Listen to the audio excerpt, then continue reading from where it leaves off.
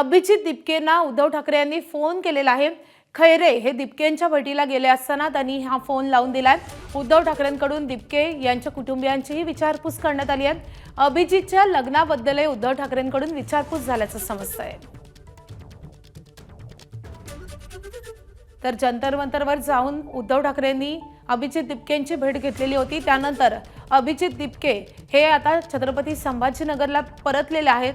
त्यानंतर चंद्रकांत खैरे यांनी काल अभिजित दिपकेंच्या घरी जाऊन त्यांची भेट घेतलेली होती, त्यांच्या कुटुंबियांची देखील भेट घेतलेली होती। या दरम्यानच उद्धव ठाकरे यांच्याशी त्यांनी अभिजित दिपके यांचा संवाद घडून आणलेला आहे। त्यासोबतच उद्धव ठाकरेंनी त्यांच्या आईवडिलांशी देखील विचारपूस केलेली आहे, त्यांच्याशी संवाद साधला आहे।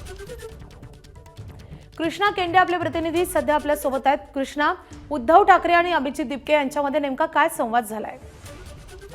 काल ज्यावेळेस चंद्रकांत खैरे हे अभिजित दिपकेच्या भेटीसाठी गेलेले होते त्यावेळेस चंद्रकांत खैरे यांनी उद्धव ठाकरेंना फोन लावून दिला आणि उद्धव ठाकरेंनी अभिजित दिपकेला मातोश्रीवर येण्याचं आमंत्रण देखील दिलेलं आहे। त्यावरती मला सगळ्यांनाच भेटायला यायचं आहे आणि मी नक्की येईल असं अभिजित दिपकेने सांगितल्याची माहिती आहे। शिवाय वडिलांशी देखील संवाद साधला आणि खास करून अभिजितच्या लग्नाची देखील चौकशी या व्हिडिओमध्ये आईकडून केल्याचं दिसतं आहे आणि वडिलांशी देखील बोलणं झालं।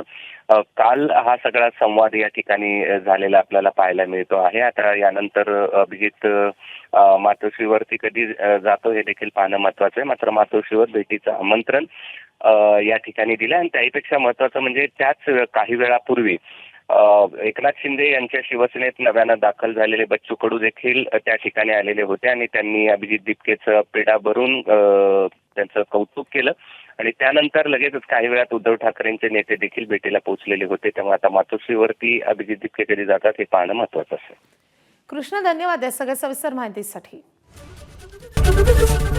एबीपी माझा, उघडा डोळे बघा नीट।